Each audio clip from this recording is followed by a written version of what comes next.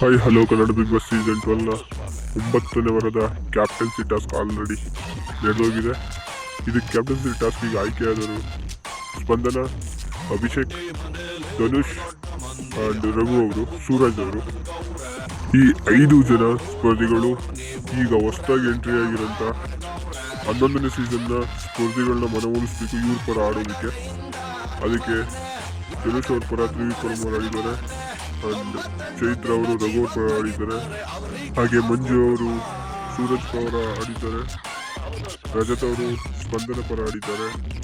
And Abhi ಅವ್ರ ಪರ ಮೋಕ್ಷಿತ್ ಅವರು ಆಯ್ಕೆಯಾಗಿದ್ದಾರೆ. ಅಂಡ್ ಅಭಿ ಅವ್ರ ಪರ ಮೋಕ್ಷಿತ್ ಅವರು ಟಾಸ್ಕ್ ಆಡ್ತಿದ್ದಾರೆ. ಅದರಲ್ಲಿ ಕ್ಯಾಪ್ಟನ್ ಟಾಸ್ಕ್ ಆಲ್ರೆಡಿ ಮುಗಿದೋಗಿದೆ. ಬಟ್ ಕ್ಯಾಪ್ಟನ್ ಯಾರಂತ ಈಗಲೂ ಹೇಳೋಕ್ಕಾಗಲ್ಲ, ಯಾಕಂದರೆ ಅದು ಬಿಗ್ ಬಾಸ್ ರೂಲ್ ಕಾಪರೇಟ್ ಅದಕ್ಕೋಸ್ಕರ